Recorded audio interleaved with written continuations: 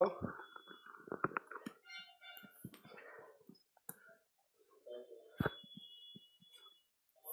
Evening Anjali, K Prashant, Vishwajeet, everyone, good evening to all. भाई जल्दी से लाइव आ जाइए सभी, आज का डिस्कशन स्टार्ट करना है। फिर गुड इवनिंग देवव्रत,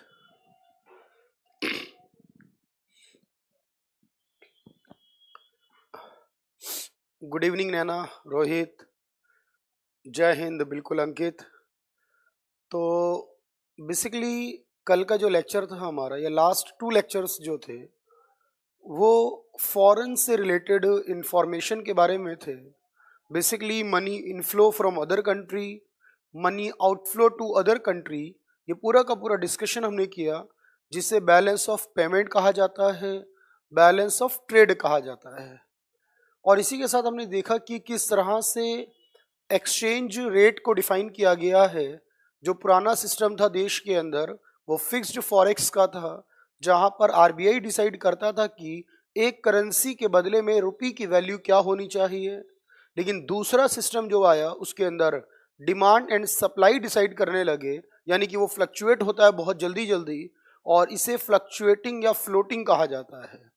लेकिन जब आरबीआई और डिमांड सप्लाई दोनों मिलकर काम करें, यानी एक मीडियम मिड का रास्ता है, जहां पर डिमांड सप्लाई यूज करने के साथ साथ आरबीआई भी कंट्रोलिंग पोजीशन होल्ड करता हो, तो बेसिकली उसे मैनेज्ड फ्लोटिंग कहा जाता है। ये डिस्कशन हम कर चुके हैं लास्ट लेक्चर के अंदर। तो बिल्कुल राम राम मनोज। तो हम आज की बात करते हैं। आज की क्लास में हमें बेसिकली एक टॉपिक पर डिस्कशन करना है। बहुत ज़्यादा क्वेश्चंस नहीं पूछे जाते हमारे एग्जामिनेशन के अंदर इससे, लेकिन फिर भी कभी कभी हमें एक क्वेश्चन ज़रूर मिलता है यहाँ से, और बहुत बड़ा टॉपिक भी नहीं है डिस्कस करने के लिए बेसिकली। तो हमें जो बात करनी है यहाँ, वो बात करनी है पॉवर्टी यानी निर्धनता के बारे में, गरीबी के बारे में। तो गरीबी से रिलेटेड जो इंफॉर्मेशन है वो मैं डिस्कस करूंगा आपके साथ। तो गौरव, बिल्कुल लाइट तो बिल्कुल प्रॉपर नज़र आ रही है यहाँ पर फिलहाल। जो कुछ भी होगा अगर, तो बिल्कुल हम देखेंगे एक बार। तो गरीबी से रिलेटेड जो कुछ रिक्वायरमेंट है, सबसे पहले आप उसे समझिएगा। और एक बात याद रखिए कि कल 18 दिसंबर थी, और कल इंटरनेशनल माइनॉरिटीज राइट डे था, यानी अंतर्राष्ट्रीय अल्पसंख्यक अधिकार दिवस सेलिब्रेट किया गया था कल 18 दिसंबर को यूएनओ की ओर से। यूएनओ ने इसको कंसीडर किया है एज ए डे। और अब हमें जो डिस्कशन करना है बेसिकली तौर पर, सबसे पहले एक बात समझिएगा कि जब भी हम गरीबी की बात करते हैं तो हमें एक इम्पॉर्टेंट सेगमेंट याद रखना है कि गरीबी की जब बात होती है पॉवर्टी के बारे में, बेसिकली तौर पर यहाँ ये याद रखना ज़रूरी होगा कि किसी भी इंडिविजुअल पर्सन को किस सिचुएशन में गरीब कहा जाता है। सबसे पहले हमें ये समझना है, क्योंकि हम जानते हैं कि जो दुनिया भर के देश हैं, हर जगह गरीबी को कैलकुलेट करने का पैरामीटर अलग अलग है। लेकिन हम भारतीय पैरामीटर की बात करेंगे, और साथ ही वर्ल्ड बैंक जो कि डेवलपमेंट पर्पस के लिए काम करता है, उस वर्ल्ड बैंक के द्वारा जो लाइन बनाई गई है, जिसे हम पॉवर्टी लाइन कह सकते हैं बेसिकली, उसका भी डिस्कशन हम करेंगे। पहले हमें बात करनी है इंडिया के पॉइंट ऑफ व्यू से कि किसी भी इंडिविजुअल पर्सन को जब हम डिफाइन करते हैं तो सबसे पहली एक वर्ड आता है कि कोई भी इंसान ऐसा हो जो कि अपनी मिनिमम या बेसिक नीड्स को फुलफिल नहीं कर पाता। ऐसा कोई भी व्यक्ति जो डेफिनेशन के अकॉर्डिंग है कि वो व्यक्ति जो अपनी न्यूनतम या फिर आधारभूत आवश्यकताएं जो कि जिंदगी के लिए जरूरी हैं अपने आप में, उनको पूरा ना कर पाता हो, उसे गरीब कहा जाएगा, निर्धन कहा जाएगा। लेकिन इन नीड्स को बेसिकली तौर पर कितने पार्ट्स में क्लासिफाई किया गया है? गुड इवनिंग मोनिका, प्रफुल्ल, गर्ग, प्रिया। तो बिल्कुल ध्यान से समझिएगा। तो मिनिमम या बेसिक नीड्स को सबसे पहले आपको क्लियर करना है, जो कि इंपॉर्टेंट पार्ट है, सेगमेंट है इस पूरे के पूरे टॉपिक का। तो बेसिकली यहाँ पर 5 ऐसी रिक्वायरमेंट्स हैं जिन्हें मिनिमम या बेसिक नीड्स कहा गया है। जैसे कि आपके पास फूड यानी कि भोजन होना चाहिए, फूड्स। आपके पास क्लॉथ यानी कि कपड़ा होना चाहिए, जो कि एक नेसेसरी रिक्वायरमेंट है लाइफ के लिए। उसके अलावा शेल्टर होना चाहिए, यानी कि आपके पास एक आवास होना चाहिए, रहने के लिए एक जगह होनी चाहिए, चाहे वो किसी भी रूप में हो, मकान हो, झुग्गी हो, झोपड़ी हो, कुछ भी हो, लेकिन शेल्टर यानी कि सर छुपाने की जगह, आवास होना चाहिए। उसके अलावा आपके पास बेसिकली तौर पर इन तीनों के अलावा एक और इंक्लूड किया गया, दैट इज प्राइमरी एजुकेशन। बहुत ध्यान से देखिएगा कि एजुकेशन को भी बेसिक रिक्वायरमेंट का पार्ट माना गया है, लेकिन कंप्लीट एजुकेशन को नहीं माना गया। कि अगर आप कहें कि आप 12th के बाद ग्रेजुएशन करते हैं, मास्टर डिग्री करते हैं या फिर पीएचडी करते हैं, तो वो शिक्षा का अधिकार नहीं है देश में। देश में जो अधिकार है वो प्राइमरी एजुकेशन का है, प्राथमिक शिक्षा का अधिकार भारत सरकार देती है। बेसिकली तौर पर इसके लेकर बहुत कानून बने हैं देश में। और आप जानते हैं, अगर हम शिक्षा की बात करें तो एक कानून जो कि हमारे देश में आता है, जिसे हम आरटीई के नाम से जानते हैं। आरटीई का मतलब है राइट टू एजुकेशन एक्ट, जो कि 2009 में पास किया गया था। 2009 के अंदर ये कानून आता है। और आप जानते हैं कि इस कानून के तहत भारत के अंदर बर्थ के बाद से, यानी कि 6 से लेकर 14 साल तक के जो बच्चे हैं उनको शिक्षा का अधिकार मिलता है, प्राइमरी शिक्षा का अधिकार मिलता है। लेकिन 6 साल से 14 साल की उम्र है, इसके बाद अगर आप शिक्षा ग्रहण करते हैं तो कोई दिक्कत नहीं है, लेकिन वो आपके अधिकारों के तहत नहीं आता। आप चाहें तो कर सकते हैं। तो 6 से 14 साल की उम्र को डिफाइन किया गया, क्योंकि आप जानते हैं कि 14 साल तक कोई लेबर का वर्क भी नहीं कर सकता। जो चाइल्ड लेबर एक्ट लगता है भारत में, बाल श्रम कानून लगता है, वो भी 14 साल की उम्र तक लगता है। उसके बाद आप कार्य करने के एबल माने जाते हैं। इसलिए जब हम बेरोजगारी की बात करेंगे वहां पर, तो वहां बेरोजगार वो इंसान है जो 15 साल या उससे अधिक उम्र का है और कोई कार्य नहीं करता, वो बेरोजगारी का पार्ट हो सकता है। तो वहां भी 15 साल से शुरुआत हो जाती है, तो 6 से 14 साल तक के लिए है। बेसिकली तौर पर राइट टू एजुकेशन जो पास किया गया था, स्टार्टिंग में ये बार बार बदलाव किए गए, क्योंकि आप जानते हो जो हमारे फंडामेंटल राइट्स हैं उसमें बेसिकली तौर पर ये नहीं था, बाद में इंक्लूड किया गया। और हमारी जो फंडामेंटल ड्यूटीज हैं, जो हमारे मूल अधिकार है, उसमें भी जोड़ा गया है इसे। और जो हमारे मूल कर्तव्य हैं संविधान के अनुसार, उसमें भी जोड़ा गया है कि शिक्षा देना अधिकार के साथ साथ कर्तव्यों में भी आता है। तो मुझे उम्मीद है बात आप समझ पाए होंगे। 6 से 14 साल की उम्र का ये डेटा है। और एक पांचवी जो रिक्वायरमेंट है, that is primary health facility. तो प्राइमरी हेल्थ फैसिलिटी का मतलब यहां पर है कि जो लोग हैं उनको प्राथमिक चिकित्सा सुविधा मिलनी चाहिए। अब यहां भी देखिए प्राथमिक वर्ड का यूज किया गया है। तो गर्ग ये 8वीं क्लास तक को प्राइमरी एजुकेशन माना जाता है आज की वक्त में। पहले 5 हुआ करता था, जिसको अपडेट करके 8वीं क्लास तक का कंसेप्ट रखा गया है। और ये प्राथमिक चिकित्सा सुविधा है यहाँ पर, यानी लोगों को हेल्थ फैसिलिटी भी होनी चाहिए। कम से कम प्राइमरी लेवल पर भी अगर उनको मिल जाए तो वो गरीबी के बाहर हो सकते हैं। तो ये 5 रिक्वायरमेंट को डिफाइन करती है, और इनको जो पूरा कर लेता है बेसिकली तौर पर वो अमीर कहलाएगा, ना कर पाने वाला गरीब कहलाएगा। तो मैं ये कह सकता हूँ सिंपल वर्ड्स के अंदर, क्योंकि जो कंटेंट होगा इस लैंग्वेज को ही समझने की जरूरत है एग्जाम के अंदर। अब ये जो पूरा का पूरा कॉन्सेप्ट होगा, इस कॉन्सेप्ट को डिफाइन करने वाली जो लाइन होती है, उस लाइन को बेसिकली आप जानते हो कि पॉवर्टी लाइन कहा जाता है। अब ये कहना कि कोई इंसान जिसने कि ये रिक्वायरमेंट पूरी कर ली है, या कोई इंसान जो इन रिक्वायरमेंट को पूरा नहीं कर पाया है, ये बहुत मुश्किल है। 125 करोड़ की आबादी का देश है भारत। एक एक इंसान की रिक्वायरमेंट पूरी होंगी या नहीं, ये एग्जैक्टली कैलकुलेट नहीं किया जा सकता।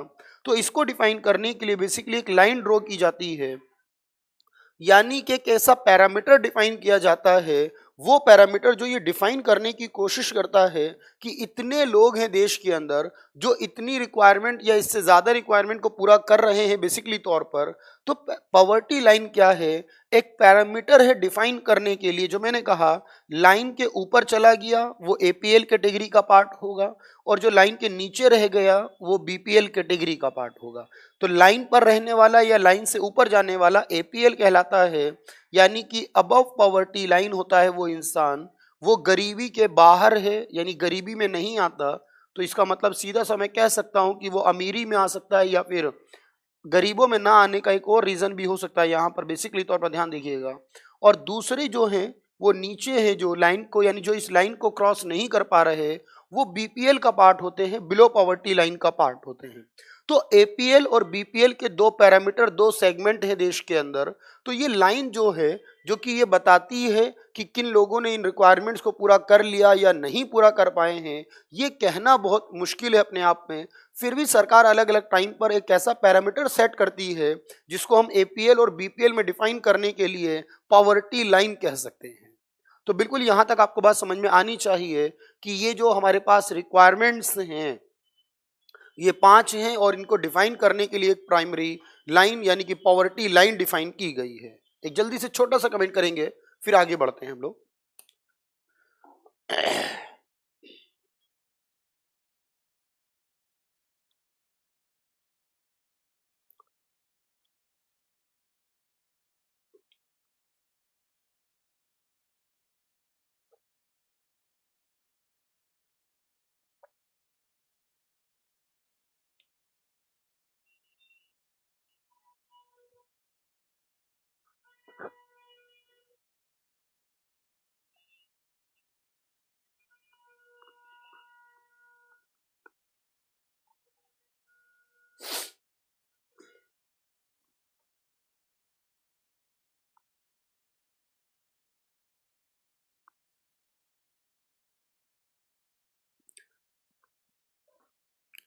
तो बिल्कुल मनीषा, कोई भी इंसान हो सकता है कि जो एपीएल का पार्ट हो, ये तो डिपेंड करेगा आपके ऊपर। एक इंडिविजुअल एपीएल हो सकता है, एक इंडिविजुअल बीपीएल हो सकता है मनीषा। तो ये कहना बहुत मुश्किल है एग्जैक्टली कि कौन आता है। कोई एक इंसान नहीं हो सकता अपने आप में, मीन्स उसको हम डिफाइन नहीं कर सकते। यहाँ पर कोई भी आ सकता है जो भी उस पैरामीटर को पूरा करता हो। अब ध्यान से समझिएगा यहाँ पर कि वो पैरामीटर क्या है बेसिकली तौर पर।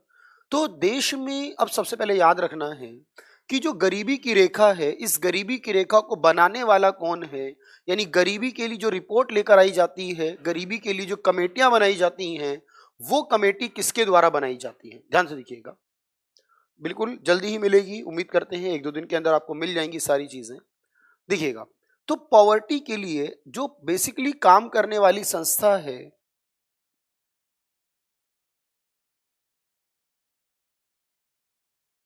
वो प्लानिंग कमीशन था। यानी कि प्लानिंग कमीशन है जो कि इसकी एक रिपोर्ट बनाता है और उस रिपोर्ट को बनाने के बाद एक कमेटी उसको डिफाइन करती है अलग अलग समय पर, जिसे आप योजना आयोग कहते थे। लेकिन क्योंकि आप जानते हैं कि अब योजना आयोग नहीं है देश के अंदर, तो आप कह सकते हैं कि योजना आयोग की जगह पर अब ये काम जो है कि गरीबी की कमेटी बनाना और फिर गरीबी की रिपोर्ट तैयार करना, ये काम अब नीति आयोग करता है। तो बेसिकली तौर पर आपको याद रखना है, गरीबी से संबंधित रिपोर्ट किसके द्वारा बनाई जाती है? नीति आयोग के द्वारा। गरीबी के लिए कमेटी का निर्धारण भी कौन करता है? नीति आयोग करता है बेसिकली तौर पर।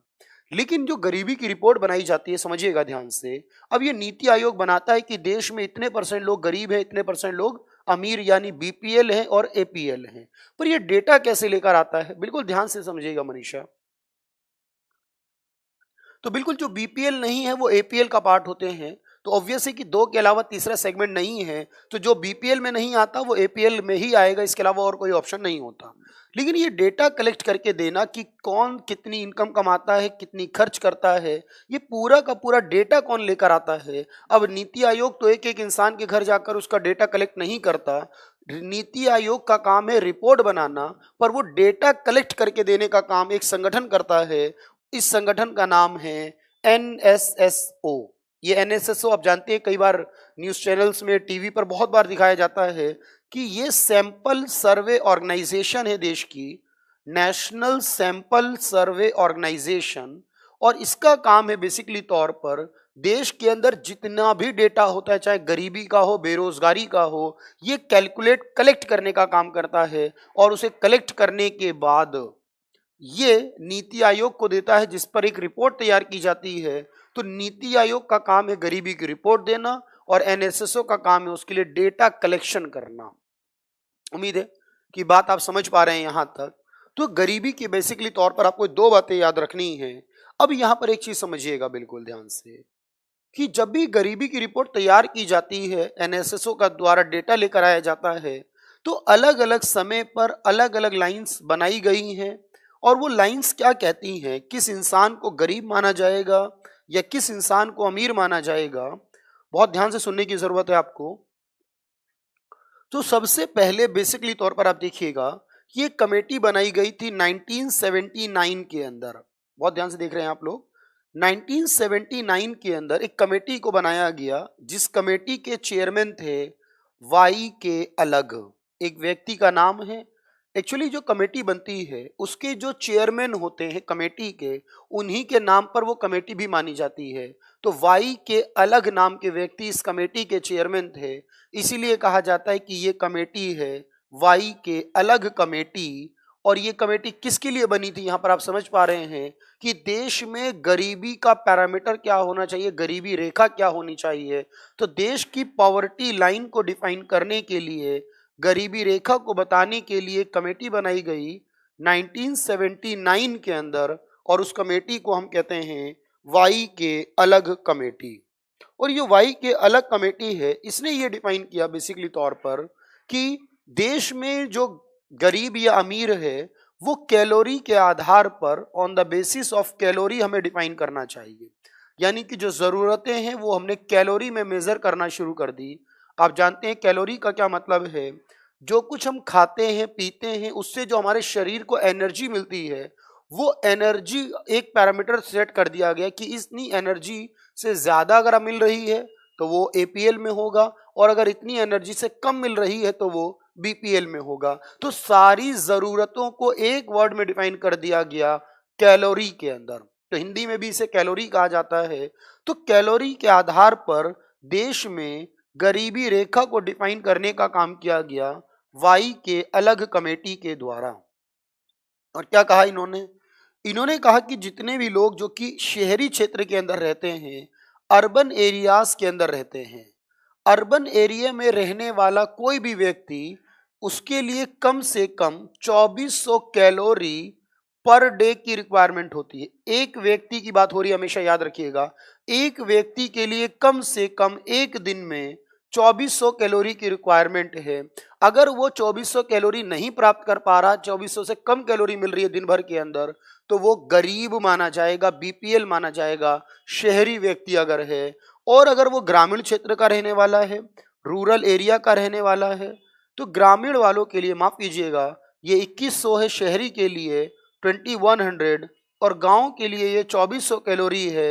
एक दिन में प्रतिदिन प्रति व्यक्ति ये 2400 कैलोरी हो जाती है, क्योंकि गांव के अंदर फैसिलिटीज की कमी होती है, और फैसिलिटी कम होने के कारण ये माना जाता है उन्हें ज्यादा कैलोरी की रिक्वायरमेंट है, क्योंकि एनर्जी लॉस ज्यादा होने लगता है वहां पर जब वो धूप में वर्क करते हैं, एग्रीकल्चर करते हैं। तो बेसिकली तौर पर ये कैलोरी में डिफाइन करना शुरू कर दिया। ये कैलोरी में वो पांचों रिक्वायरमेंट को मानने का काम किया गया वाई के अलग कमेटी के द्वारा।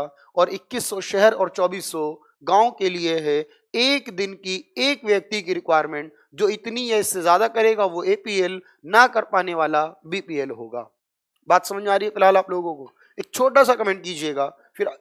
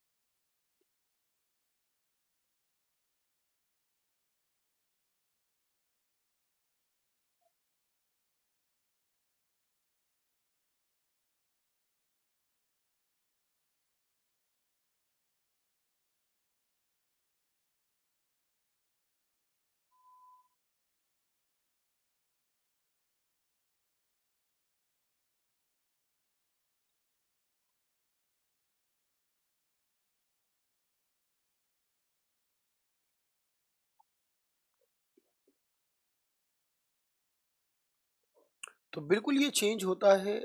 बिल्कुल अभी मैं बताता हूँ नॉरिफ, अभी एट प्रेजेंट जो लाइन है, अभी स्टार्टिंग से लेकर चलेंगे और एंड तक हम इसको कवर करेंगे। आज का पूरा लेक्चर हम लगभग इसी पर रखने की कोशिश करेंगे। तो जो काम नीति प्लानिंग कमीशन का था वो नीति आयोग करने लगा है, अभी एनएसएसओ डेटा लेकर आता है। अब ये कहना एग्जैक्टली बड़ा मुश्किल है अपने आप में कि देश में कौन इंसान है जो कितनी कैलोरी करता है और कितने दिन करता है, क्योंकि हर दिन का डेटा चाहिए और ये बिल्कुल भी पॉसिबल नहीं है, प्रैक्टिकल नहीं है रियल में ये। और इसीलिए यहाँ पर बहुत सारी ड्रॉबैक्स नजर आने लगी और इन ड्रॉबैक्स के कारण बेसिकली तौर पर इसको बदलने का काम शुरू किया गया, चेंज करने का काम शुरू किया गया। और जब इसको बदलने का काम शुरू किया गया 1979 के बाद, तो बेसिकली तौर पर देखिएगा ध्यान से कि एक कमेटी बनाई गई और वो कमेटी ये कहती थी कि कैलोरी के आधार पर नहीं होना चाहिए, क्योंकि कैलोरी के आधार पर अगर करेंगे तो उसमें बहुत सारी परेशानियां होंगी। बेसिकली इससे पहले एक और कमेटी थी देश के अंदर जो कि 1962 में बनाई गई थी, आप कह सकते हैं 1962 में एक कमेटी बनाई गई थी जिसे एक्सपर्ट कमेटी कहा जाता है। और वो एक्सपर्ट कमेटी ने डिफाइन किया था, बिल्कुल मैं बताऊंगा के अभी समझिएगा ध्यान से कैसे निर्धारित होती है वो, तो बिल्कुल हम डिस्कस करेंगे। लेकिन 1962 में जो कमेटी बनी थी उसने ये डिफाइन किया था कि कितना खर्च करने वाला व्यक्ति गरीब में होगा या फिर वो अमीर में होगा। तो गरीब और अमीर को डिफाइन करने के लिए ध्यान से देखिएगा, हमारे यहाँ इनकम कोई पैरामीटर नहीं है। आप ये नहीं कह सकते कि कोई इंसान कितना कमाता है इस पर डिपेंड करेगा, बल्कि हमारे यहाँ पर जो है वो आप इसे कंजम्पशन कह सकते हो या फिर आप इसे एक्सपेंडिचर भी कह सकते हो। तो भारत में जो गरीबी का निर्धारण है वो या तो कंजम्पशन कह सकते हैं या एक्सपेंडिचर कह सकते हैं, इनकम के आधार पर नहीं बल्कि खर्च के आधार पर होगा, व्यय के आधार पर हम डिफाइन करते हैं देश की गरीबी रेखा को। लेकिन जो 1993 के अंदर बेसिकली तौर पर एक कमेटी बनी थी और 93 में जो कमेटी बनी उसके चेयरमैन का नाम है लकड़ावाला, ये लक्कड़वाला कमेटी कहते हैं इसे। और बेसिकली तौर पर आप देखेंगे कि जो लक्कड़वाला कमेटी है या लकड़ावाला कमेटी है अपने आप में, ये कमेटी ये कहती थी कि देश इतना बड़ा है और देश में इतने सारे राज्य हैं, क्या एक गरीबी रेखा हर राज्य के लिए काफी हो सकती है? तो ये कहना था इस कमेटी का कि बिल्कुल भी मुमकिन नहीं है, क्योंकि हर राज्य की महंगाई की दर अलग अलग होती है। क्योंकि आप देखते हैं कि कोई चीज़ दिल्ली में अलग रेट पर मिलती है, वही चीज़ आप थोड़ा दूर जाइए, दिल्ली से बाहर हो जाएंगे तो उसके रेट बदलने लगते हैं। मुंबई में रेट अलग होगा, गुजरात में रेट अलग होगा। तो जैसी जैसी रिक्वायरमेंट्स हैं उनको डिफाइन करने के लिए भी जो अमाउंट होता है वो अलग अलग होना चाहिए, क्योंकि एक सिंगल अमाउंट पूरे देश के लिए नहीं हो सकता। और ये सवाल इस बार यूपीएससी में पूछा गया है 2019 के अंदर, और यूपीएससी 2019 का क्वेश्चन है कि जो गरीबी रेखा है वो अलग अलग राज्यों में क्यों अलग अलग हो जाती है। तो उसका सीधा सा जवाब है कि जो मनी की वैल्यू है, जो हमारी परचेजिंग पावर है, जो महंगाई की दर है, वो अलग अलग राज्यों में अलग अलग है। इसलिए राज्यों के हिसाब से गरीबी रेखा कई बार अलग हो जाती है। तो जो लकड़वाला है या लकड़ावाला है बेसिकली तौर पर, इन्होंने जो कमेटी बनाई वो भी गरीबी रेखा को ही डिफाइन करती है, पॉवर्टी लाइन को ही डिफाइन करती है। पर इनके द्वारा बनाई गई कमेटी जो है वो ये कहती है कि अलग अलग राज्यों के लिए वो सेपरेट पॉवर्टी लाइन होनी चाहिए, अलग पॉवर्टी लाइन होनी चाहिए अलग स्टेट के लिए। तो ये राज्यों के हिसाब से सेपरेट पॉवर्टी लाइन को डिफाइन करने का काम करते हैं। तो स्टेट वाइज ये सेपरेट होना चाहिए, अलग अलग होना चाहिए। और इसी आधार पर ये सवाल पूछा भी गया क्यों होना चाहिए अलग अलग, तो उसका सीधा जवाब है कि महंगाई की दर अलग अलग है राज्यों में, इसीलिए वो लाइन भी अलग अलग होनी चाहिए उस रिक्वायरमेंट को पूरा करने के लिए।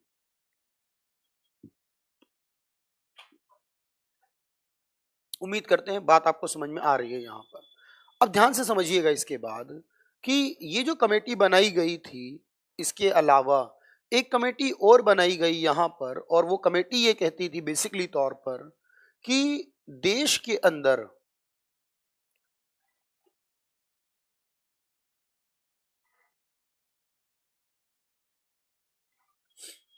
जो गरीबी रेखा है बेसिकली तौर पर, अब वो आपको याद रखना है कि देश के अंदर की जो गरीबी रेखा है वो सुरेश तेंदुलकर कमेटी एक आती है। आप देखते हैं कि इसके बाद बहुत सारी कमेटियां बनाई गई, मैं और बताऊंगा आपको।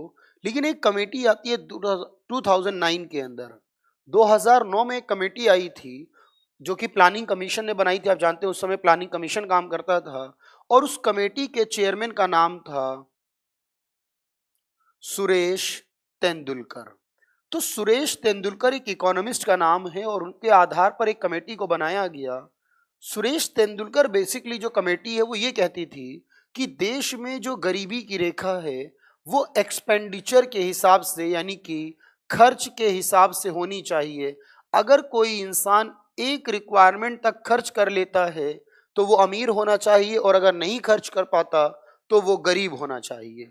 यानी सुरेश तेंदुलकर कमेटी जो बनी थी वो भी पॉवर्टी लाइन को ही डिफाइन करती है, पर ये डिफाइन करती है on the basis of expenditure. बहुत ध्यान से समझिएगा कि जो कैलोरी वाला है वो तो 2100 और 2400 में आता है, लेकिन जो एक्सपेंडिचर के हिसाब से, खर्च के हिसाब से है, तो यहां पर याद रखेंगे कि व्यय को इंपॉर्टेंट आधार, मैंने अभी बताया आपको, देश में इनकम के आधार पर कोई भी गरीबी रेखा नहीं है। जितनी भी गरीबी रेखाएं बनी हैं वो सब कंजम्पशन या फिर एक्सपेंडिचर के आधार पर हो सकती हैं। और ये एक्सपेंडिचर के आधार पर ये कहते हैं सुरेश तेंदुलकर कि शहर का जो पैरामीटर है वो थोड़ा अलग होना चाहिए और गांव का जो पैरामीटर है वो थोड़ा सा अलग होना चाहिए।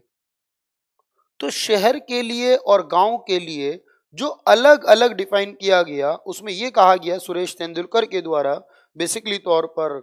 अब यहाँ पर सबसे इंपॉर्टेंट ये होता है कि जब भी हम कोई इनकम की बात करते हैं, बहुत ध्यान से समझिएगा, तो सुरेश तेंदुलकर कमेटी ने ये कहा कि शहर में रहने वाला जो व्यक्ति है, यानी कि जो अर्बन एरिया का रहने वाला व्यक्ति है, उस इंसान के लिए जरूरी है कि वो कम से कम एक दिन के 33 रुपए, बहुत ध्यान से देखिएगा, एक दिन के,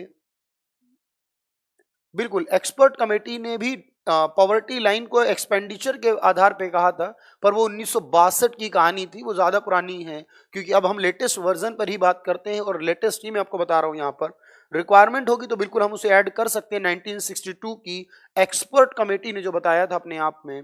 लेकिन शहर के लिए क्या कहा गया, एक दिन के 33 रुपए या फिर एक महीने के 1000 रुपए। ये कौन कह रहा है, सुरेश तेंदुलकर ने कहा है एक दिन के 33 रुपए या एक महीने के 1000 रुपए अगर कोई इंसान खर्च करता है या इससे ज्यादा खर्च करता है तो एपीएल होगा, इससे कम करता है तो बीपीएल होगा। सीधा सा मतलब ये सुरेश तेंदुलकर का मानना है कि अगर वो 33 रुपए खर्च करने की एबिलिटी रखता है एक दिन के अंदर, तो उसका मतलब वो जो रिक्वायरमेंट्स है उसकी जरूरत की वो उनको पूरा कर लेगा। और इसके अलावा जो शहर में रहने वाला व्यक्ति है, जो ग्रामीण इलाके का व्यक्ति है, ध्यान से समझेंगे, वो दिन के 27 रुपए अगर खर्च करता है, दिन के 27 रुपए या महीने के 816 रुपए अगर वो इंसान खर्च करता है बेसिकली तौर पर, तो उस इंसान को हमारे यहाँ एपीएल माना जाएगा। तो शहर में 33 रुपए की लाइन ड्रॉ की गई और गांव में 27 रुपए एक दिन की ये लाइन है डिफाइन करने के लिए।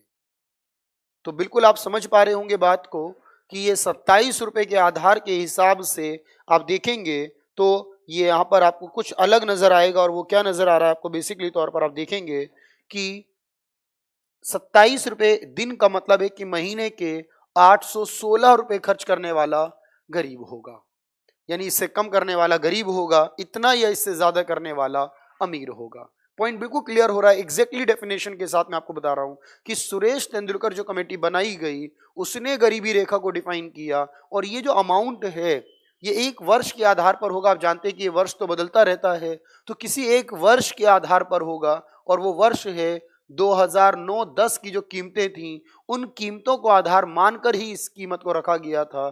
दिन और महीने के हिसाब से आपको याद करने की जरूरत होगी।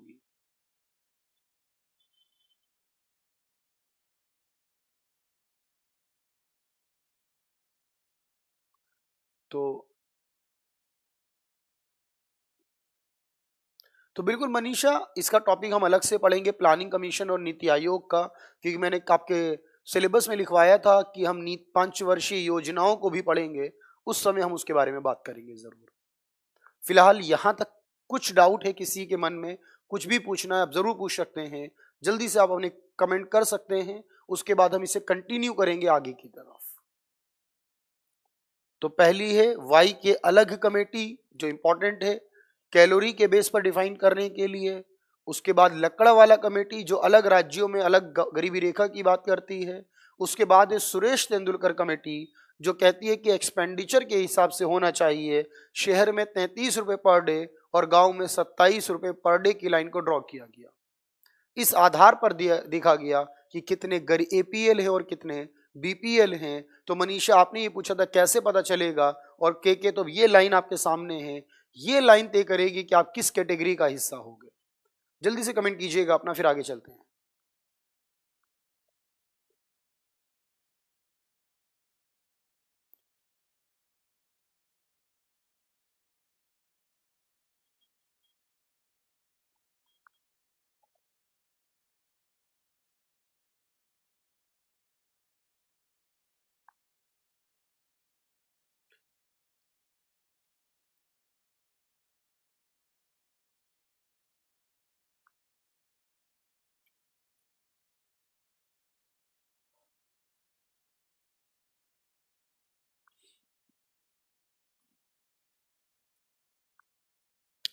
देखिए के ये प्रति व्यक्ति आय नहीं होती, क्योंकि प्रति व्यक्ति आय 1 साल की एक व्यक्ति की होती है और यहाँ 1 दिन की बात हो रही है। तो ये प्रति व्यक्ति आय नहीं है, उसकी आय कुछ भी हो, अगर वो इतना खर्च करने की एबिलिटी रखता है तो वो एपीएल का पार्ट होगा। तो यहाँ एक्सपेंडिचर को बेस माना गया है, इनकम को नहीं माना गया। सबसे पहले मैंने आपको इसीलिए बताया था, अगर आय की बात होती, प्रति व्यक्ति आय की बात होती, तो फिर तो यहाँ पर इनकम को आधार माना जाता, ना कि व्यय को। तो विनोद टॉपिक वाइज मैं कराऊंगा, लेकिन गरीबी और बेरोजगारी ये दोनों टॉपिक करने के बाद आपके क्वेश्चन आएंगे, क्योंकि दोनों एक साथ ही डिस्कस करने होंगे। उसके बाद मैं आपको क्वेश्चन कराऊंगा हर क्लास की तरह, आप बिल्कुल उसके लिए परेशान ना हो। लेकिन यहाँ से बहुत कम क्वेश्चन पूछे जाते हैं, ज्यादातर जो योजनाएं सरकार लेकर आती है इनको पूरा करने के लिए, उन योजनाओं पर सवाल पूछे जाते हैं। तो बिल्कुल जो आपके मैंने एक एक क्वेश्चन आपको कराया है क्लास के अंदर, तो बिल्कुल राम आपकी हेल्प की जाएगी। आप क्यों सैड हैं बिल्कुल बताए जाए। और तो हर एक क्वेश्चन की जो भी क्लास में आपके क्वेश्चन एमसीक्यू हुए हैं वो आपको सब कुछ अवेलेबल होगा 1 बाय 1, जरूर मैं आपको प्रोवाइड करूंगा।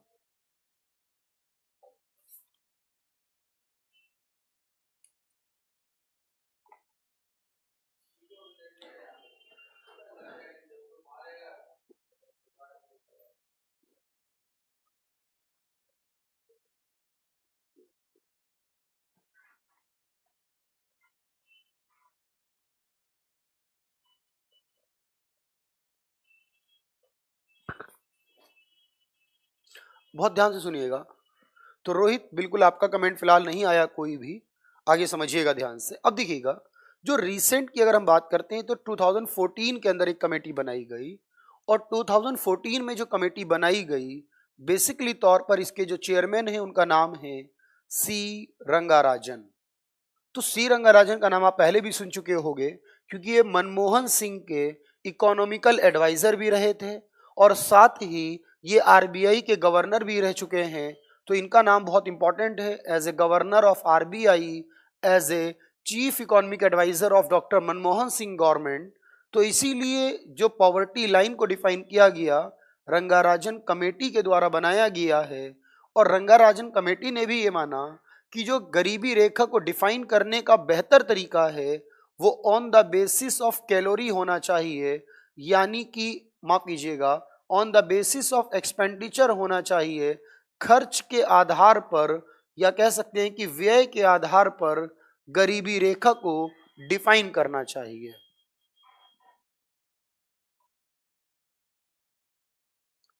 बिल्कुल, तो फैमिली के आधार पर देखा जाएगा ये, और एक इंडिविजुअल पर्सन के हिस्से में कितना पैसा है बेसिकली तौर पर उस पर डिफाइन हो जाएगा ये। तो ये व्यय के आधार पर यानी एक्सपेंडिचर के आधार पर वो, तो अबव पॉवर्टी लाइन, बिल्कुल अबव पॉवर्टी लाइन है वो, और गर्ग जो भी 33 रुपए से ज्यादा कमा रहा है। लेकिन अब देखिएगा ध्यान से, लेकिन जो नई लाइन बनी 2014 के अंदर देखिएगा ध्यान से, इसने कुछ बदलाव किए। इसने कहा कि शहर के अंदर वो व्यक्ति को अमीर यानी एपीएल माना जाएगा जो व्यक्ति दिन के 47, जो प्रेजेंट में वो 33 वाली नहीं है, जो प्रेजेंट में है बेसिकली आप देखेंगे कि वो कौन सी होगी यहाँ पर, वो हो गई दिन के 47 रुपीज एक दिन के या एक महीने के 1407 रुपए। एट प्रेजेंट जो देश के अंदर गरीबी रेखा है वो रंगाराजन कमेटी के आधार पर बनाई गई है, जो ये कहती है कि दिन के 33 रुपए या महीने के 1407 रुपए। दूसरा ये कहता है रूरल एरिया के अंदर, ग्रामीण क्षेत्र के अंदर बेसिकली तौर पर कि इस लाइन को बढ़ाकर कर दिया गया दिन के 32 रुपए 32 रुपीज पर डे या फिर महीने के 972 972 रुपीज पर मंथ। तो एट प्रेजेंट की अगर आप बात करें तो 47 और 32 का पैरामीटर है देश के अंदर, अर्बन में 47 के अकॉर्डिंग है और रूरल में 32 के अकॉर्डिंग। जो इतना एक्सपेंडिचर कर देता है एक व्यक्ति एक दिन के अंदर या फिर एक व्यक्ति एक महीने के अंदर, जो डिटेल दी गई है वो एपीएल में होगा, अदरवाइज वो बीपीएल में होगा।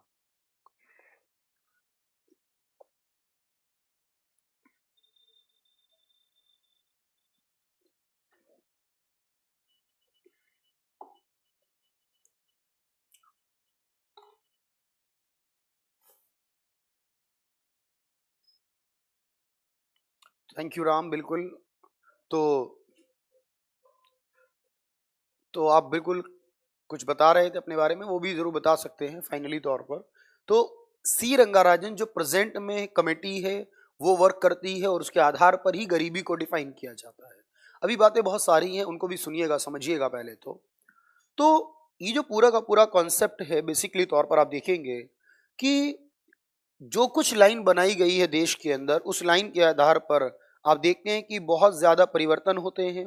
और इसके हिसाब से ये भी हमें समझना चाहिए कि देश के अंदर जो गरीबी है वो इंक्रीज होती है, डिक्रीज होती है।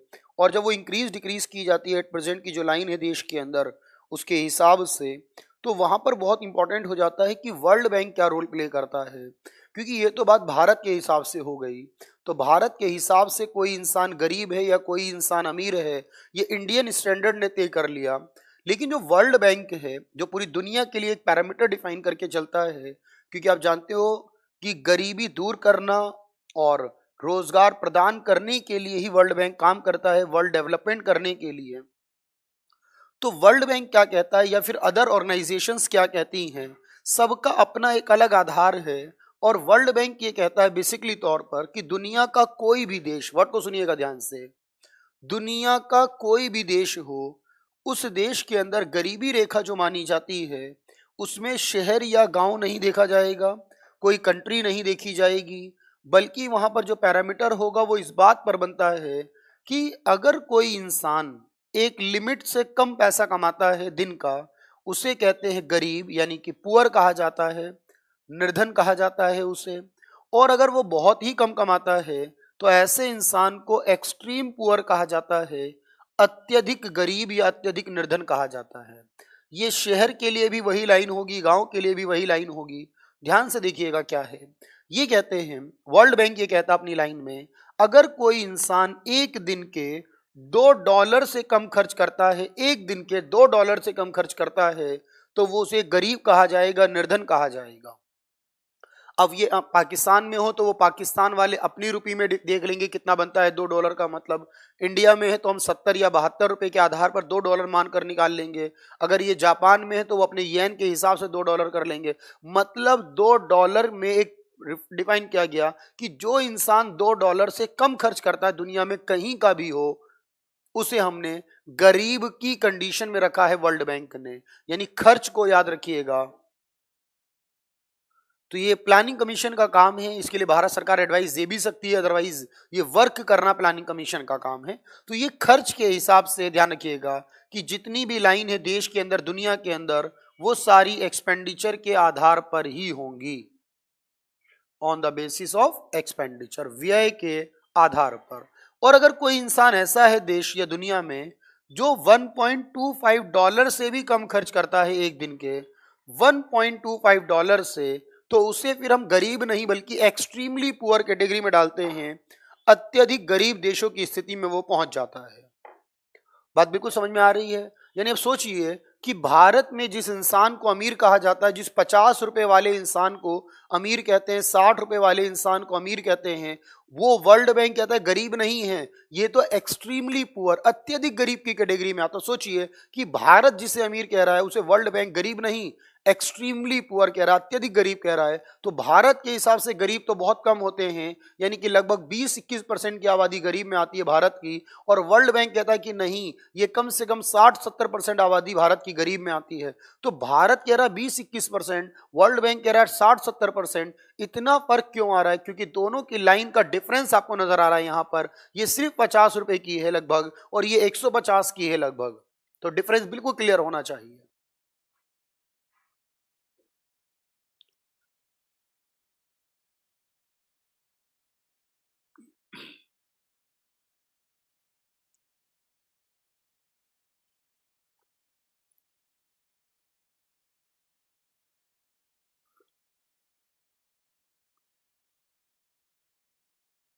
बिल्कुल, वो किसी भी रिक्वायरमेंट को फुलफिल करने के लिए खर्च कर सकता है। अगर वो खर्च कर रहा है प्रफुल्ल, तो वो एक्सपेंडिचर काउंट होगा और उसके अकॉर्डिंग ही एपीएल और बीपीएल में होगा। बिल्कुल रोहित, यही तो बात है कि 50 वाला तो इंडिया अमीर कह रहा है और वर्ल्ड बैंक तो एक्सट्रीमली पुअर से भी कम कह रहा है उस बात को। तभी तो सोचिए और समझिए दुनिया के अंदर कितने गरीब हैं। लगभग 120 मिलियन। 120 मिलियन समझते हैं कितना हुआ? 120 मिलियन का मतलब हो रहा है यहां पर कि करीब 12 करोड़ लोग पूरी दुनिया के अंदर ऐसे हैं जो कि गरीब में आते हैं। ध्यान से सुनिए और समझिएगा। और ये जो 120 मिलियन है लोग, ये लोग बेसिकली तौर पर आप देखेंगे कि दुनिया में जितने गरीब हैं, बहुत ध्यान से सुनिएगा, दुनिया में जितने भी गरीब हैं, अगर सारे गरीबों की संख्या को देखा जाए और भारत के गरीबों की संख्या को देखा जाए, तो अकेले भारत में लगभग 33% से भी अधिक अधिक लोग गरीब रहते हैं पूरी दुनिया के। यानी कि दुनिया का हर तीसरा गरीब भारतीय व्यक्ति है। यानी दुनिया में जितने गरीब हैं उसमें 1/3, 1/3 जो पुअर हैं वो इंडियंस हैं। इसलिए एक और पैरामीटर किया गया। तो ओरिजिनल डेटा दोनों ही है, बिल्कुल ऐड करेंगे नॉरिफ, होल एक्सपेंडिचर पे ही राशन कार्ड बनता है। आप देखिएगा तो राशन कार्ड में एक लिखा रहता है कि इतनी आपकी खर्चा है, इतनी इनकम तक है तो आप बीपीएल का कार्ड बनवा सकते हैं, इससे ज्यादा है तो नहीं बनवा सकते। होल फैमिली का एक्सपेंडिचर ऐड किया जाता है, एक लिमिट बता दी जाती है कि इतनी लिमिट तक आपकी पूरी फैमिली का एक्सपेंडिचर होना चाहिए।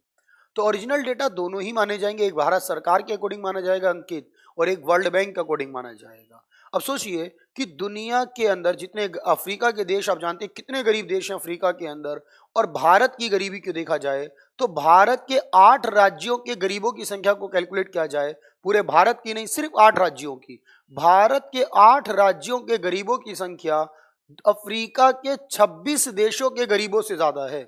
इंडिया के 8 राज्यों की संख्या गरीबों की अफ्रीका के 26 देशों के गरीबी से ज्यादा है। अब आप सोच सकते हैं, तो बिल्कुल वर्ल्ड बैंक के लेवल पर तो हम एक्सट्रीम पुअर की कैटेगरी में आ सकते हैं, लेकिन सभी लोग नहीं आ सकते, क्योंकि हम लोग बहुत ज्यादा खर्च भी करते हैं, जिनके 500-1000 रुपए खर्च करने वाले लोग भी हैं, और ऐसे लोग तो फिर नहीं आ सकते एक्सट्रीमली पुअर के अंदर।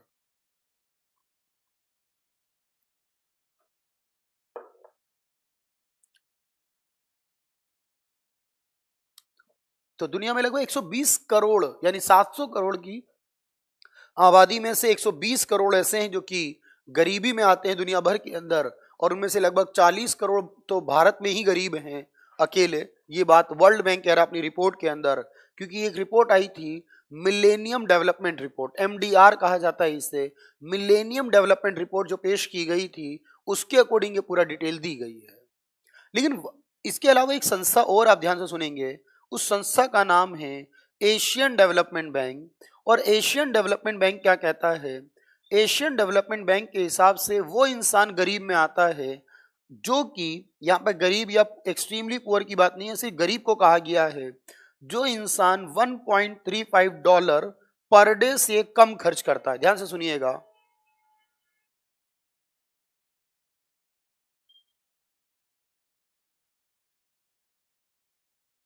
ठीक है।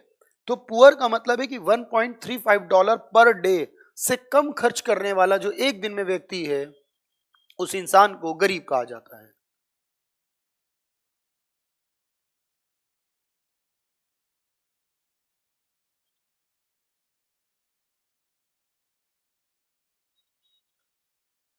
तो बिल्कुल राम, बिल्कुल आप बिल्कुल ज्वाइन कर सकते हैं, मैथ्स बिल्कुल बेहतर है। आप जानते हैं गगन प्रताप सर हैं, आदित्य वशिष्ठ सर हैं, ठीक है, दोनों ही अपने आप में बेहतर हैं। और दोनों में से जो बेहतर आपको लगे, क्योंकि सबकी लगभग डेमो वीडियोस आपको अवेलेबल है, आप देख सकते हैं उन चीज़ों को। अब ध्यान से देखिएगा, तो एशियन डेवलपमेंट जिसे हम एडीबी के नाम से जानते हैं, वो एडीबी की पॉवर्टी लाइन क्या है, वो कहता है $1.35। बिल्कुल समझ में आ रही है बात आपको? एक एक कंटेंट में आपको देने के काम कर रहा हूं यहाँ पर। तो $1.35 को बेसिकली तौर पर यहाँ पर डिफाइन किया गया है कि देश के अंदर। अब यहां पर एक और चीज समझिएगा ध्यान से, तो हमने गरीबी को डिफाइन करने का काम किया है, लेकिन इस गरीबी के साथ साथ आपको यह भी समझना चाहिए कि जब हम किसी इंसान को गरीब या अमीर कहते हैं किसी भी लेवल पर, तो गरीब या अमीर इंसान बेसिकली तौर पर, इनके अलावा और भी कुछ कमेटियां बनी हैं। जैसे कि एक बात मैं आपको बता दूं, तो 8 स्टेट कौन से हैं, बिल्कुल मैं आपको बता सकता हूं। तो देखिएगा कि जब भी इसको डिफाइन किया जाता है तो बड़ा मुश्किल है ये कहना अपने आप में, लेकिन फिर भी मैं आपको ये प्रोवाइड कर सकता हूं कि वो कौन से 8 राज्य हैं बेसिकली तौर पर, जिनको अगर काउंट कर लिया जाए, यानी जिनकी गरीबी को अगर काउंट कर लिया जाए, तो वो अकेले ही कई राज्यों की गरीबी, कई देशों की गरीबी के बराबर हो जाते हैं। और बेसिकली तौर पर आप जानते हैं इसके अंदर बिहार, उड़ीसा, छत्तीसगढ़, मध्य प्रदेश, राजस्थान, झारखंड, उत्तर प्रदेश, ये सारे राज्य आते हैं। मध्य प्रदेश आता है, बंगाल आता है। तो बेसिकली तौर पर ये राज्यों को ऐड किया जा सकता है। इसके अलावा देखिएगा, कई बार ऐसा भी हुआ है देश के अंदर कि अलग अलग समय में अलग अलग कमेटी बनाई गई हैं। एक्चुअली ये कमेटियां बनाने का प्रोसेस इसलिए भी ज़रूरी है अपने आप में, क्योंकि कई बार ऐसा होता है देश के अंदर कि एग्जाम के अंदर स्पेशली तौर पर आपके, कि वो 4 कमेटियों का नाम देता है और फिर पूछता है इनमें कौन कौन सी कमेटियां गरीबी से संबंधित हैं या नहीं हैं। अब आपको चारों के बारे में पता होना चाहिए कि कौन कौन सी गरीबी से होगी या नहीं होगी। जैसे देखिए लास्ट ईयर के पीसीएस एग्जाम के अंदर, यूपी पीसीएस के अंदर सवाल था, 4 ऑप्शन देके पूछा था कि कौन सी जो लाइन है इनमें से वो गरीबी के बारे में डिफाइन नहीं करती, कौन सी कमेटी। अब वहां पर पूरी इंफॉर्मेशन ना होने पर बड़ी प्रॉब्लम हो सकती है। एक और बात समझिए कि 2009 में एक और कमेटी बनी थी जिसे हम सक्सेना कमेटी कहते हैं, बेसिकली एनसी सक्सेना कमेटी इसे कहा जाता है। और सक्सेना कमेटी जो बनाई गई थी, ये कमेटी भी गरीबी रेखा के लिए बनाई गई, लेकिन इसमें यह कहा गया कि आपको सिर्फ रूरल एरियाज के अंदर ही डिफाइन करना है, यानी कि पूरे के पूरे भारत के लिए सिर्फ रूरल एरिया के लिए डिफाइन करना है, बाकी अर्बन के लिए डिफाइन नहीं करना। इसी तरह एक कमेटी बनाई गई थी 2010 के अंदर, तो एक जो ग्रामीण क्षेत्र के लिए बनाई गई उसका नाम है एनसी सक्सेना कमेटी, और एक कमेटी जो शहर के लिए बनाई गई उसका नाम है एसआर हाशिम कमेटी। ये दोनों ही कमेटियां बेसिकली तौर पर गरीबी की हैं, लेकिन एक शहरी क्षेत्र से जुड़ी है और एक ग्रामीण क्षेत्र से। तो इन्होंने कोई लाइन डिफाइन नहीं करी अपनी, इनका ये कहना था कि लाइन जो भी रहे दोनों का बेसिकली यहाँ पर रैंकिंग का हिसाब होना चाहिए, उस रैंकिंग से पता चलेगा कौन ज्यादा गरीब है कौन कम गरीब है, क्योंकि गरीबी में भी बहुत सारे टाइप हो सकते हैं। तो ये बेसिकली ग्रामीण क्षेत्र के लिए यानी कि रूरल एरिया के लिए बनाई गई थी, और जो एस आर हाशिम कमेटी है ये शहरी क्षेत्र के लिए थी, अर्बन एरियाज के लिए थी। तो इन दोनों कमेटियों ने ये कहने का काम किया था कि इनके अंदर जो मेथोडोलॉजी है, यानी इनको डिफाइन करने का जो तरीका है अपने आप में, वो रैंकिंग के हिसाब से होना चाहिए, उनको स्कोरिंग दी जानी चाहिए, और वो डिफाइन करेगा कौन ज्यादा है और कौन कम गरीब है। तो गरीबी को बहुत सारे तरीके से डिफाइन किया जाता है। अब कितने लोग गरीब हैं देश के अंदर, कितने नहीं हैं, ये गरीब को डिफाइन करने के लिए देखिएगा ध्यान से, एक वैल्यू काउंट की जाती है। देखेंगे आप, उस वैल्यू को बेसिकली तौर पर आप कह सकते हो कि हेड काउंट रेशियो कहा जाता है। देखेंगे बहुत ध्यान से, हेड काउंट रेशियो क्या होता है। बेसिकली हेड काउंट रेशियो का मतलब है, हिंदी में भी हेड काउंट रेशियो ही कहा जाता है। इसमें यह काउंट किया जाता है, ये गिनती की जाती है अपने आप में कि देश के अंदर कितने % लोग हैं जो कि गरीबी के दायरे में आते हैं। इसे HCR कहा जाता है शॉर्ट में। तो HCR का मतलब देखिएगा ध्यान से, कैसे कैलकुलेट करोगे कि देश की टोटल पॉपुलेशन कितनी है, कुल जनसंख्या कितनी है देश के अंदर, और उस जनसंख्या में से कितने लोग बीपीएल में आते हैं, यानी कि किनकी इनकम जो पॉवर्टी लाइन से कम है। तो बीपीएल में आने वाले लोगों की संख्या, बीपीएल की पॉपुलेशन, तो बीपीएल में आने वाले लोगों की संख्या कितनी है, साथ ही टोटल पॉपुलेशन कितनी है, इनटू में जब 100 करते हैं तो एक परसेंटेज कैलकुलेट हो जाती है। वो परसेंटेज डिफाइन कर देती है, यानी हेड काउंट रेशियो ये बताता है देश की टोटल पॉपुलेशन के अंदर कितने परसेंट लोग हैं जो कि गरीबी रेखा में आते हैं। ठीक है, तो ये अपने आप में एक परसेंटेज है जिसे हेड काउंट रेशियो कहा जाता है। बात बिल्कुल समझ में आ रही होगी आपको। तो इसीलिए मैंने बताया था आपको कि देश में अलग अलग पैरामीटर पे अलग अलग ये गिनती आती है, अलग अलग लाइन के हिसाब से ये अलग अलग हो जाता है, क्योंकि जब पैरामीटर बदलता है तो ऑब्वियस है कि वहां पर जो रेशियो है वो भी आपका बदल जाएगा। तो आपको देखिए कौन कौन सी कमेटी बताई गई है, ध्यान से सुन लेंगे दोबारा से। वाई के अलग कमेटी बताई गई है, लक्कड़वाला कमेटी बताई गई है, उसके अलावा Suresh Tendulkar committee, C Rangarajan committee, N C Saxena committee, SR Hashim committee. ये 6 अलग अलग कमेटियां हैं भारत की, जो अलग अलग समय में बनी है बेसिकली, और सबका काम है गरीबी के बारे में इंफॉर्मेशन देना। लेकिन इसको कैलकुलेट करने का जो फॉर्मूला बनता है उसे कहते हैं हेड काउंट रेशियो, HCR। और इसीलिए मैंने कहा था देश की गरीबी में एक और बड़ा रोल प्ले करता है। अगर आपने मेरी पहली और दूसरी क्लास देखी होगी तो आपको वहां पर एक बात मिलती है कि मैंने आपको ये बताया है क्लास के अंदर, एक होता है लॉरेंज कर्व, जिसे लॉरेंज वक्र कहा जाता है। आय की असमानता को देखने के लिए जो ग्राफ बनता है उसे लॉरेंज वक्र कहते हैं। ये आय की असमानता को बताता है। और एक मैंने पढ़ाया था आपको गिनी कोएफिशिएंट के नाम से, याद होना चाहिए आपको। ये जो गिनी कोएफिशिएंट होता है बेसिकली तौर पर ये भी यही बताता है कि देश में आय की असमानता कितनी है, आय का वितरण कैसा है देश के अंदर, या तो कोई बहुत अमीर है या कोई बहुत गरीब है अपने आप में। इसे हिंदी में गिनी गुणांक कहा जाता है। तो एक ग्राफिकल तरीके से और एक न्यूमेरिकल तरीके से बताता है देश में आय की असमानता, इनकम इनइक्वालिटी या फिर डिस्ट्रीब्यूशन ऑफ इनकम कैसा है। और ये कहा था मैंने जब इस ग्राफ को बनाते हैं हम लोग तो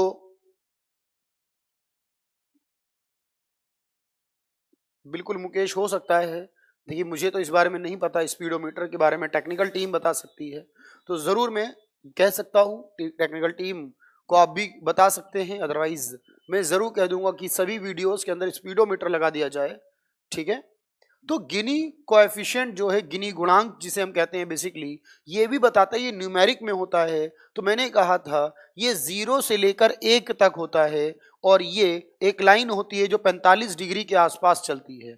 जितना 45 डिग्री के पास होगी लाइन, उतनी इक्वालिटी, जितनी दूर होती जाएगी उतनी इनइक्वालिटी बढ़ेगी।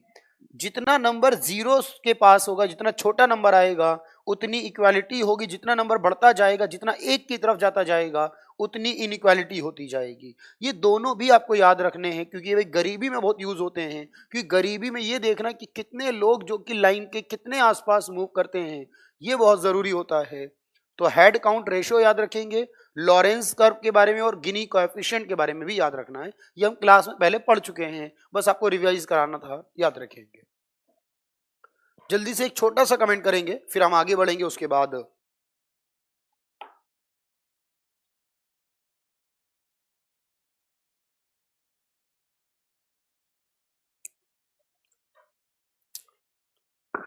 तो जितने लोग लाइव हैं भाई, एक छोटा सा कमेंट तो कर ही दीजिए ताकि मैं थोड़ा सा आराम कर लूं 2 मिनट, और फिर हम आगे कंटिन्यू करेंगे इससे।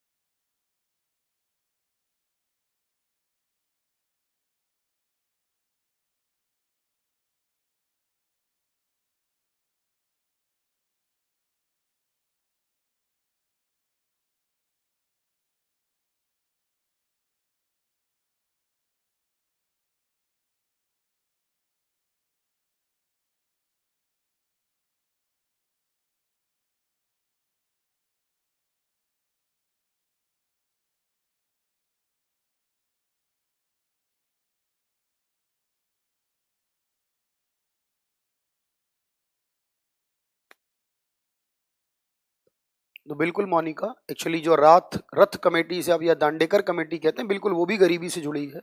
दोनों अलग अलग टाइम पीरियड में आई थी, लेकिन वो बहुत ज़्यादा हो जाएगा अपने आप में, क्योंकि जो रथ कमेटी है वो लगभग 1960 के अराउंड में आई थी, और जो दांडेकर कमेटी है वो 1970 के अराउंड में आई थी। तो एक 60 और एक 70 के आसपास की ये कमेटी है जो भी गरीबी से जुड़ी हुई हैं बेसिकली। तो मोनिका बिल्कुल, तो मनोज आराम हराम है, तो याद रखना ये बात, ठीक है, कि कम से कम कमेंट करने में तो अपने आप को एक क्वालिटी शो कर लो, ठीक है। समझ नहीं आ रहा मैं क्या कहूँ इस समय आपको, क्योंकि आप लाइव क्लास में हैं, आपके अलावा बहुत सारे लोग हैं।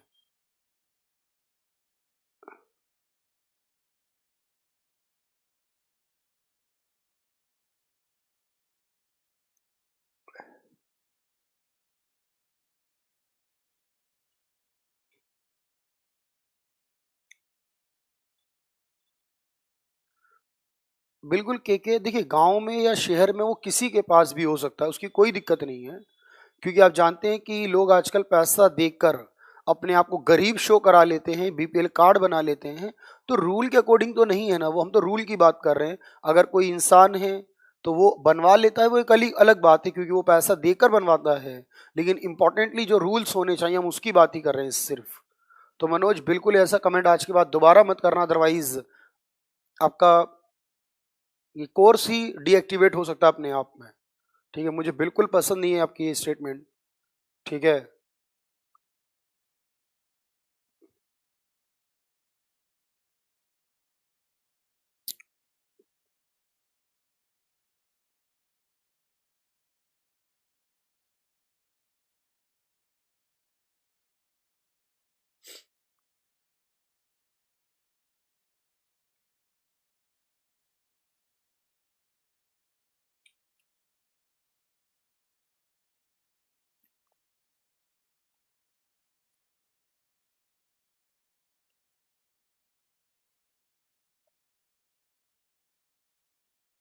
चलिए भाई आगे देखते हैं, ध्यान से सुनिएगा।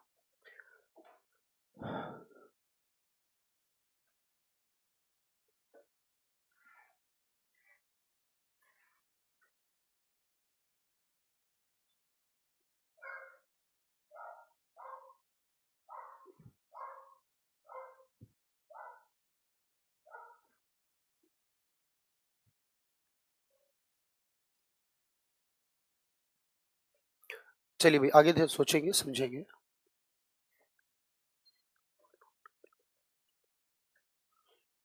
तो बिल्कुल भाई, चलिए हम आगे समझते हैं, देखते हैं। अब देखिए, जो गरीबी है बेसिकली तौर पर आप देखिएगा, गरीबी को यहाँ दो पार्ट में डिवाइड किया गया है। एक हम कह सकते हैं एब्सोल्यूट पॉवर्टी कहा जाता है एक चीज को, यानी कि निरपेक्ष निर्धनता। ध्यान से सुनेंगे बिल्कुल कंसेप्ट क्या है इसके अंदर। तो गरीबी को दो तरह से डिफाइन किया गया है, एक एब्सोल्यूट फॉर्म में और एक रिलेटिव फॉर्म के अंदर। ये एब्सोल्यूट या रिलेटिव का क्या मतलब है देखेंगे। जब भी हम गरीबी की बात करते हैं तो गरीबी की एक लाइन होती है। इंडिया का ये पैरामीटर अपना होगा, बांग्लादेश का पैरामीटर अलग होगा, अमेरिका का पैरामीटर अलग होगा। हर किसी राज्य का, हर किसी देश का ये पैरामीटर अलग हो सकता है। जब भी ये पैरामीटर अलग अलग होगा उस हिसाब से हमें देखना है कि जो लाइन है, एग्जाम्पल समझिएगा ध्यान से। मान लेते हैं कि भारत में शहर के अंदर जो लाइन है वो 47 रुपए की लाइन है, मैंने आपसे अभी कहा है रंगाराजन के आधार पर। अगर कोई इंसान 10 रुपए खर्च करता है एक दिन के, ठीक है, तो वो गरीब होगा। अगर 20 खर्च करता है वो गरीब होगा, 30 करने वाला गरीब होगा, 40 करने वाला गरीब होगा। लेकिन अगर कोई 50 करता है तो हमने देखा कि वो लाइन के ऊपर है, ठीक है। अगर 60 करता है, 100 करता है, ये सारे जो लोग हैं, क्योंकि ये एक पैरामीटर था जो कि पैरामीटर इस लाइन को शो करता है, इस पैरामीटर से नीचे जितने लोग हैं बेसिकली तौर पर वो लोग क्या कहलाते हैं, वो एब्सोल्यूट पॉवर्टी यानी कि निरपेक्ष निर्धन कहलाते हैं, क्योंकि पैरामीटर के अकॉर्डिंग ये लोग लाइन से नीचे हैं। तो बेसिकली तौर पर वो गरीब जो कि किसी एक पैरामीटर के अकॉर्डिंग या कि पॉवर्टी लाइन के अकॉर्डिंग होते हो, चाहे ये कुछ भी लाइन हो किसी भी जगह पर, उन्हें कहा जाता है पॉवर्टी लाइन के बेसिस पर बेसिकली तौर पर एब्सोल्यूट पुअर। लेकिन अब सोचिए ये 50 वाला तो एपीएल होता है, ये 60 वाला भी एपीएल है, 100 वाला भी एपीएल है, क्योंकि ये 47 से ऊपर की बात है यहाँ पर। लेकिन समझिए ये 50 वाला एपीएल तो है, लेकिन ये इसके कंपैरिजन में पुअर माना जा सकता है। 60 वाला एपीएल है, लेकिन वो 100 वाले के कंपैरिजन में बीपीएल हो सकता है, 100 वाला 200 वाले के कंपैरिजन में बीपीएल होगा। यानी कि जब हम पूरे भारत की बात करेंगे तो पूरे भारत में सब बीपीएल होंगे in comparison of Mukesh Ambani. अगर मुकेश अंबानी की बात करेंगे वर्ल्ड लेवल पर तो वो पुअर होंगे in comparison of mark Zuckerberg. Mark Zuckerberg की बात करेंगे तो वो गरीब होंगे in comparison of Jeff Bezos. Jeff Bezos की बात करेंगे तो वो पुअर होंगे in comparison of Bill Gates. तो बिल गेट्स इस समय दुनिया के सबसे अमीर आदमी दोबारा से बन चुके हैं। जेफ बेजोस थे अमेजॉन के सीईओ, लेकिन दोबारा से आ चुके हैं बिल गेट्स। यानी कहने का मतलब है जब आप कंपैरेटिव पॉइंट ऑफ व्यू से, यानी किसी अदर व्यक्ति के रेस्पॉन्ड में कंपैरिजन में आप बात करते हो, तो उस कंपैरिजन के पॉइंट ऑफ व्यू से कोई लाख कमाता हो या करोड़ कमाता हो, वो दूसरे की तुलना में गरीब हो सकता है। तो देश में जो भी लाइन होती है वो किसको बता रही है? वो एब्सोल्यूट पॉवर्टी। मैंने कहा देश में 21% लोग गरीब हैं या 30% लोग गरीब हैं, वो एब्सोल्यूट पॉवर्टी को बताएंगे। क्योंकि रिलेटिव पॉवर्टी तो हर इंसान पुअर और अमीर दोनों हो सकता है। ये 20 वाला अमीर हो सकता है अगर कंपैरिजन कर रहे हो 10 वाले से। तो बस समझ रहे हैं ध्यान से। तो कंपैरेटिवली अगर आप देखिएगा तो उसे रिलेटिव में काउंट करते हैं, और एग्जैक्टली आप देखेंगे तो उसे एब्सोल्यूट में कहा जाता है। तो देश की सरकार हमें एब्सोल्यूट बताती है, क्योंकि कंपैरेटिवली बताने के लिए तो पॉसिबल ही नहीं है। और इसीलिए कहा जाता है कि दुनिया के दो देशों का कंपैरिजन करते हैं, दोनों देशों की जो प्रति व्यक्ति आय है वो देख लेते हैं हम कई बार कि भाई वहां की प्रति व्यक्ति आय 1 करोड़ रुपए है, इंडिया की प्रति व्यक्ति आय 1 लाख रुपए है। तो ऑब्वियस है कि इंडिया के जो लोग हैं लगभग इतने के आसपास कमाते खर्च करते हैं। तो कंपैरेटिवली ये देश गरीब हो गया दूसरों के मुकाबले। तो रिलेटिवली पुअर, हम किसी के मुकाबले अमीर हो सकते हैं तो किसी के मुकाबले हम गरीब हो सकते हैं, इसे रिलेटिव में काउंट करेंगे। और एग्जैक्टली हम बात करें तो एब्सोल्यूट कहा जाएगा। बिल्कुल क्लियर हो रहा है आप सभी को? जल्दी से कमेंट करेंगे।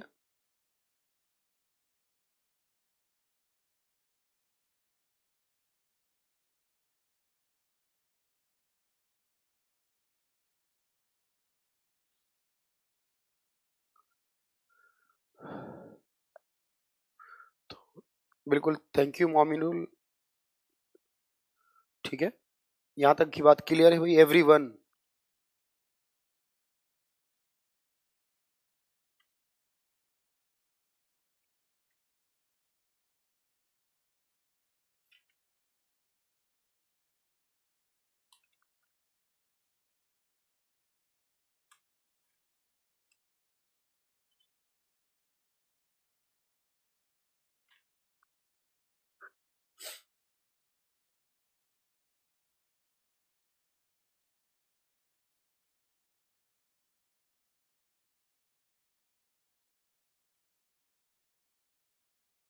तो बिल्कुल यहां तक आपको क्लियर करना है, कंपैरेटिवली और एग्जैक्टली दो अलग अलग चीजें हैं यहां पर।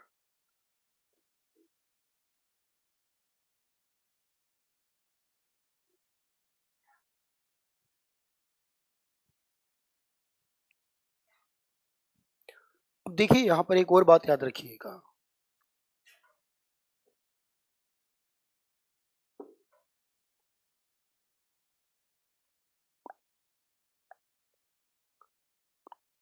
अब ध्यान से सुनेंगे। और देखिए कि जब भी हम गरीबी की बात कर रहे हैं यहाँ पर, तो एक और चीज आपको याद रखनी है कि गरीबी को दूर करने के लिए सरकार ने एक और काम किया कि जो जितने मेडिएटर्स थे, क्योंकि सरकार पहले क्या करती थी, डायरेक्टली हमें कैश प्रोवाइड करती थी, या फिर जो गरीब लोग हैं उन्हें पीडीएस के थ्रू, बहुत ध्यान से देखेंगे, पीडीएस यानी कि पब्लिक डिस्ट्रीब्यूशन स्कीम के तहत, यानी लोगों को जो राशन दिया जाता है सस्ते रेट पर, पब्लिक डिस्ट्रीब्यूशन स्कीम के तहत लोगों को वो सारी सुविधाएं पहुंचाने का काम सरकार करती थी। लेकिन इसमें बहुत ज़्यादा घोटाले होते थे, लोगों को जो राशन है वो प्रॉपर नहीं मिलता था, जो कैरोसिन यानी मिट्टी का तेल है बेसिकली वो प्रॉपर नहीं मिलता था, या फिर ये लोग खा जाया करते थे अपने आप में, जहां गरीबों तक पहुंचता ही नहीं था। ये जो सार्वजनिक वितरण प्रणाली थी, पीडीएस सिस्टम था, इस सिस्टम के अंदर एक नया काम शुरू किया सरकार ने। कई ऐसी चीजें जिनको अब प्रोवाइड करना बंद कर दिया, बल्कि उनकी जगह पर सरकार ने जो सब्सिडी है वो उनके बैंक अकाउंट में ट्रांसफर करना शुरू कर दी है। तो सार्वजनिक वितरण प्रणाली के तहत अब आपको जो सारी चीजें हैं वो आपके बैंक अकाउंट में ट्रांसफर कर दी जाती हैं। ये जो बैंक अकाउंट में ट्रांसफर करने वाली योजना है, बेसिकली इसे डीबीटी कहा जाता है। डीबीटी का मतलब है डायरेक्ट बेनिफिट ट्रांसफर। ये जो डायरेक्ट बेनिफिट ट्रांसफर है, इसे हिंदी में आप कह सकते हैं प्रत्यक्ष लाभ हस्तांतरण है ये अपने आप में। तो डायरेक्ट बेनिफिट ट्रांसफर के नाम की एक स्कीम शुरू की गई।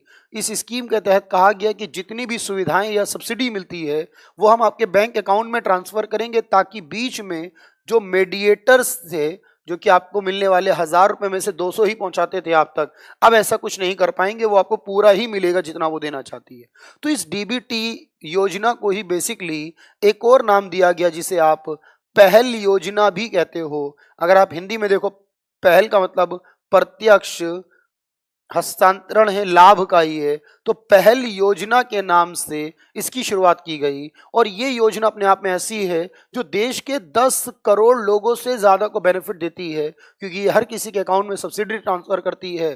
तो ये सवाल पूछा गया था रिसेंटली, आपके जो 15 तारीख को यूपीपीसीएस का एग्जाम हुआ है, कि कौन सी योजना जो Guinness book of world record में शामिल की गई है, देश में सबसे बड़ी योजना जो कि बेनिफिट ट्रांसफर करने वाली योजना है, अमाउंट ट्रांसफर करने वाली योजना। तो वहां पर सही जवाब मिलेगा आपको, पहल योजना इसे कहते हैं। तो डायरेक्ट बेनिफिट ट्रांसफर का एक मकसद ये भी है कि देश के गरीब लोगों तक प्रॉपर सुविधाएं पहुंचाना, ताकि वो गरीबी रेखा के ऊपर आ सकें, जो पहले भी सरकार करती थी लेकिन प्रॉपर ना होने के कारण वहां बहुत ज्यादा प्रॉब्लम्स आती थी। तो इस साल का सवाल है 2019 15 दिसंबर को ये पेपर हुआ है आपका, उसके आधार पर इसका जवाब आपको याद रखना होगा। तो Guinness book of world record में ये शामिल है।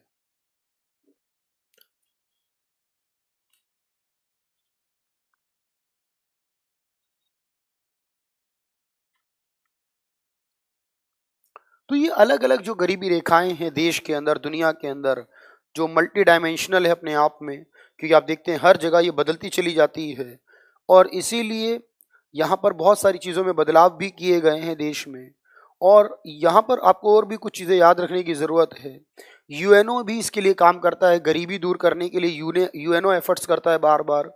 तो ये सारी चीज़ें जब आप कर लेते हैं बेसिकली तौर पर, तो आप देखेंगे कि बहुत ज़्यादा चीज़ें आपके लिए आसान होने लगती हैं, क्योंकि गरीबी अपने आप में बहुत ज़्यादा है और इसके लिए बहुत योजनाएं चलाई गई।